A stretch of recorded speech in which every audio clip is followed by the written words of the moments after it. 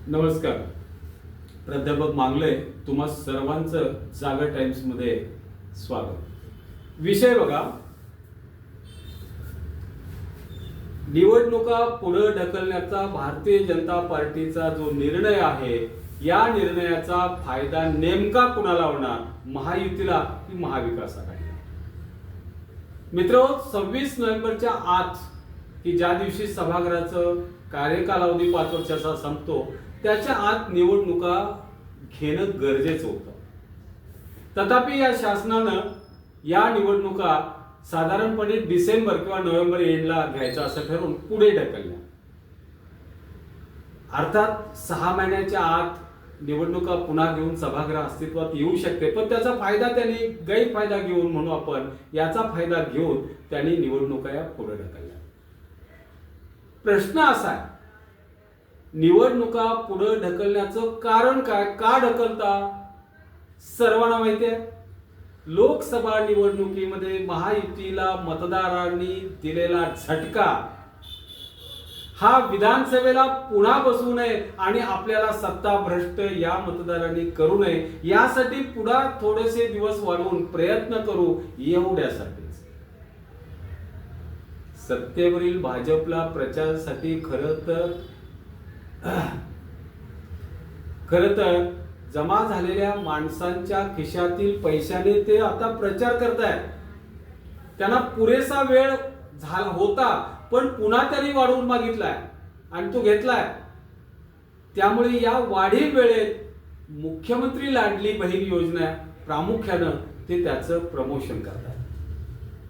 शेतकऱ्यांच्या काही योजनांचं प्रमोशन करतायत. लाडका भाऊ योजनेचं ते प्रमोशन करतायत.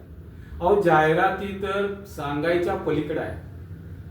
लाडली बहीण योजनेवरती प्रत्येक जिल्हा स्तरावरती शासनाच्या पैशानं या तिघांचा प्रचार, म्हणजे भाजप, शिंदे आणि शिवसेना, अजितदादा, राष्ट्रवादी या पक्षांचा प्रचार सुरू आहे. तो तुमच्या आमच्या कर रूपी मिळालेल्या पैशातून. अर्थात हे महाराष्ट्रातील सुज्ञ मतदारांना समजत नाही, असं भाजपनं समजू नये किंवा या तिघांनीही समजू नये. हे सगळ्यांना समजलंय. त्यामुळे त्यांना पाहिजे तो लाभ होईल का, प्रश्न आहे. आपण काही घटना आणि प्रसंग आता या 8-10 दिवसातल्या अशा पाहू की वाढीव जो वेळ त्यांनी घेतलाय त्याचा फायदा नेमका कुणाला मिळणार, आणि मग विधानसभा पुढे ढकलण्याचा फायदा जो महायुती का महाविकास आघाडी, आपण म्हणजे आपल्याला निश्चितपणे हे क्लिअर होईल. काही आपण प्रसंग बघू, घटना बघू. मित्र, पहिले घटना, 2 दिवसापूर्वी बदलापुरात 2 लहान मुलींच्यावरती झालेला अत्याचाराचं जे प्रकरण आहे, हे सध्या संपूर्ण महाराष्ट्रानं व्यापून टाकलं, गाजतंय. इतकं हे गंभीर प्रकरण असूनही पोलिसांनी त्या प्रसंगाबाबतीत गांभीर्यानं घेतलं नाही, वेळेत गुन्हा नोंद केला नाही. त्यासाठी बदलापूरकरांना रस्त्यावर उतरावं लागलं. त्या लहान कोवळ्या जीवांचं वय पाहिलं असता सगळा महाराष्ट्र हळहळतोय. राजकीय पक्षांना रस्त्यावर उतरल्यानंतर मग त्यांच्यावरती गुन्हे नोंद होतात. बदलापूर परिसरच संतप्त नाही, संपूर्ण महाराष्ट्रातल्या जनतेचा रोष इतका होता. लोकांच्या झुंडीच्या झुंडी रस्त्यावर उतरल्या, रेल्वे रोको झाले, पोलीस स्टेशनच्या समोर सगळे बसले, मग कारवाई झाली. तर ही जी प्रक्रिया होती, या प्रक्रियेला सगळ्यांचा या शासनाच्या विरोधात गेलं मत, आणि सर्वांनी एवढ्या लहान मुलांच्यावरती झालेल्या अत्याचाराची सुद्धा जर तुम्ही गांभीर्यानं चौकशी करत नसाल, नोंदवून घेत नसाल, तर का लोकांनी नाराज होऊ नये? सत्तेवरील गृहमंत्री म्हणून देवेंद्र फडणवीस आणि सत्ताधारी म्हणून एकनाथ शिंदे आणि अजित पवार यांच्यावरती का रोष लोकांचा होऊ नये, हे मला सांगा ना. सगळा महाराष्ट्र नाराज झाला. दुसरा प्रसंग सांगतोय, 2 दिवसापासून, ह्या अगदी एक 4-5 दिवसातल्या घटना घेतोय. एमपीएससीच्या विद्यार्थ्यांनी दोन परीक्षा एकाच दिवशी, एमपीएससीची आणि आयबीपीएससी घेतल्यामुळं यातली एमपीएससीची परीक्षा जी आहे ना, ती पुढे ढकलावं यासाठी आंदोलन केलं. आंदोलन 1-2 दिने, तब्बल 3 दिवस झालं तरीही लक्ष द्यायला तयार नव्हतं शासन. म्हणजे नाममात्र हो आम्ही करू नेहमीच्या पद्धतीनं. मुरदार शासनाने 3 दिवस दुर्लक्ष केलं असं म्हणाला. शेवटी परीक्षा पुढे ढकलल्या. अहो, ज्यांनी आयुष्य ज्या मुलांचं टांगणीला लागलंय त्या मुलांच्या बाबतीतली ही संवेदना त्यांना नव्हत्या. त्याचबरोबर त्यांनी दुसरंही आता मागणी अशी केली, नुसतं एमपीएससीच्या पूर्वकाळात 288 जागा त्या कृषी खात्याच्या आहेत, त्या सुद्धा या बरोबरच घ्या. या 3 दिवसात अख्खा महाराष्ट्र भाजपवरती नाराज झाला. मित्र, या सगळ्या मुलांच्या पाठीशी महाराष्ट्र खंबीरपणे उभे राहिला. विरोधी पक्ष सगळे उभे राहिले. अजित पवार हे आमचे रोहित पवार असतील, सुप्रिया सुळे असतील, स्वतः शरद पवारांनी सांगितलं वाट बघा नसेल तर मी स्वतः रस्त्यावर उतरायला तयार आहे. सगळा बुद्धिवादी पुरोगामी महाराष्ट्र हा या मुलांच्या पाठीशी राहिला आणि शासनाला बाकी नेमकं काय करावं हे सुचत नव्हतं. शेवटी मुलांची मागणी मान्य करावी, खंबीरपणे उभे राहिला या सगळ्या महाराष्ट्र. तिसरा मुद्दा सांगतोय, लाडकी बहीण योजनेला मिळणारा अत्यल्प प्रतिसाद शासनाला अडचणीत आणतोय. मित्र, रत्नागिरीमध्ये तरी कार्यक्रमाला मुख्यमंत्री उपस्थित होते, दोन्ही उपमुख्यमंत्री अनुपस्थित आहेत. म्हणजे या शासनामध्ये तिघांचं सामंजस्य नाही हा मेसेज सगळ्या महाराष्ट्रामध्ये गेला. एकही नाही हा मेसेज महाराष्ट्रात गेला. निवडणुकीच्या तोंडावरती असा मेसेज जाणं केव्हाही गंभीर, हे लक्षात घ्या. चौथा मुद्दा सांगतोय, निवडणुकीच्या तोंडावर कापूस आणि सोयाबीनचे घसरलेले दर सत्ताधारी शासनाच्या तोंडाला फेस निश्चित आणणार हे ठरवून ठेवा. गेल्या लोकसभा निवडणुकीच्या तोंडावर कांद्याच्या दराने वांदा केला हे शासनानं मान्य केलं होतं, अजितदादा पवारांनी मान्य केलं होतं.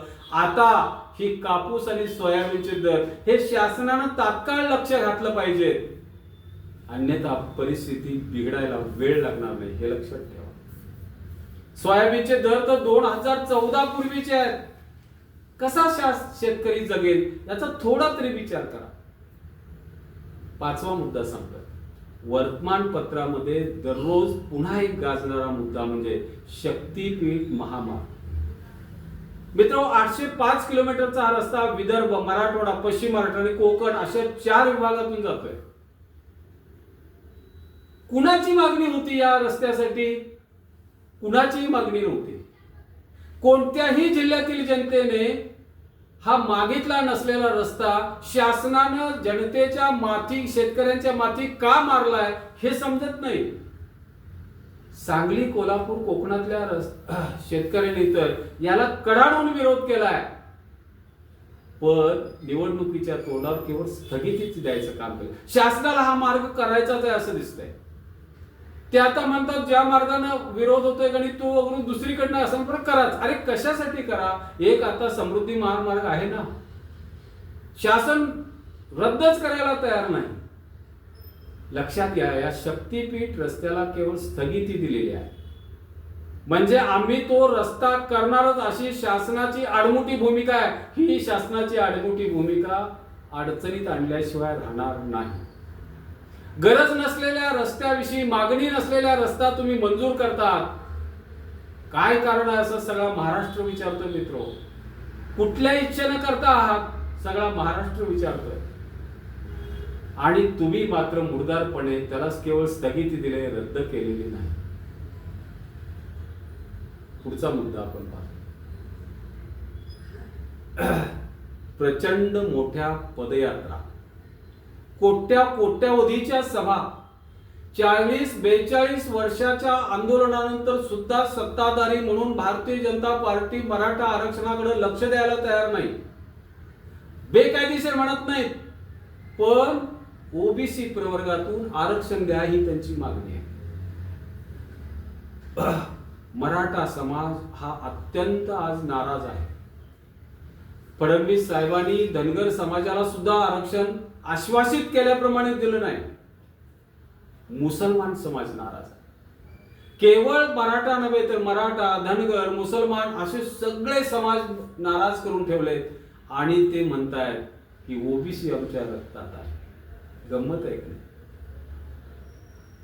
7वा मुद्दा सांगतो, एकीकडे शक्तीपीठ महामार्गाला कायमची स्थगिती तर देत नाहीत आणि दुसरीकडे राज्यातील सगळ्या रस्त्यांची परिस्थिती अत्यंत दयनीय आहे.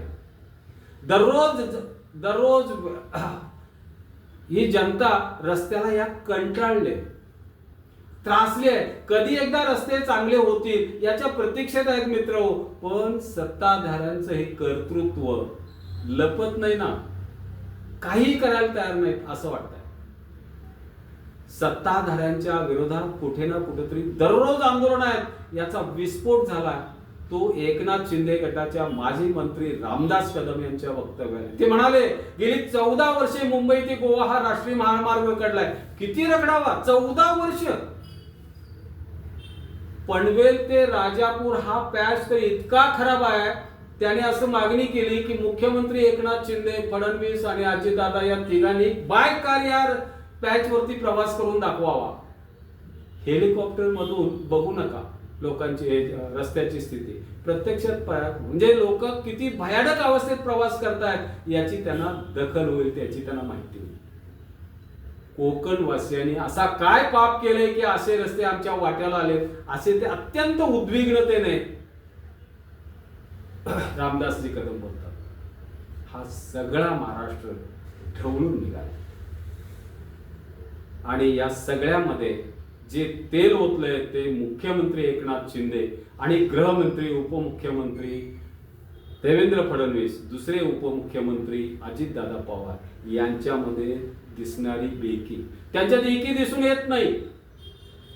आणि अशा परिस्थितीत त्यांना ही वाढीव मुदत जी आहे, ही वाढीव मुदत तारेल का? या शासनावरचा समाजाचा, मतदारांचा विश्वास उडत चाललाय, हे ते मान्य करायला. नवा मुद्दा मांडतोय, दिवसागणी कायदा व सुव्यवस्था बिघडत असलेल्या अनेक घटना घडतात, पण कारवाई मात्र वेळेत होत नाही. या उलट रस्त्यावर उतरून आंदोलन करणाऱ्या समाजाला आरोपीच्याच पिंजऱ्यात उभं केलं जातं. हे किती गैर आहे म्हणून सांगू. कायदा सुव्यवस्था राहिली नाही असं घसाफोड करून सगळा समाज रस्त्यावर उतरतोय. त्यांनाच हे आंदोलक म्हणून त्यांच्यावरती कारवाई करतात. शासनाने कारवाई करता, अशा घडलेल्या घटनांवरती कारवाई करता वेळ काढूपणा अजिबात करू नये. कोल्हापूर जिल्ह्यात ही आता बदलापूर सारखी दुसरी एक घटना घडलेल्याची आज ही बातमी मिळते. मित्र, या बाबतीत सुद्धा तात्काळ कारवाई केली पाहिजे, तरच जनता आता तुमच्याबरोबर आहे. अन्यथा जनता ही तुमच्यावरती नाराज आहे आणि तुम्ही वाढीव वेळ जो घेतलेला आहे या वेळेचा तुम्हाला काही फायदा ठरेल असं वाटत नाही. कारण तुम्ही त्याची प्रामाणिकपणे ह्या वेळेचा सदुपयोग करत नाही, अशी आजची स्थिती आहे असं मला असं वाटतं. मित्र, वाढीव किंवा निवडणुका पुढे ढकलल्याचा फायदा महायुतीला होईल असं आता तरी वाटत नाही. महाविकास आघाडीलाच याचा फायदा होईल असं वाटतं. धन्यवाद. माझी ही पोस्ट आपल्याला कशी वाटली हे कमेंट करून सांगा आणि लाईक, शेअर आणि सबस्क्राईब करा.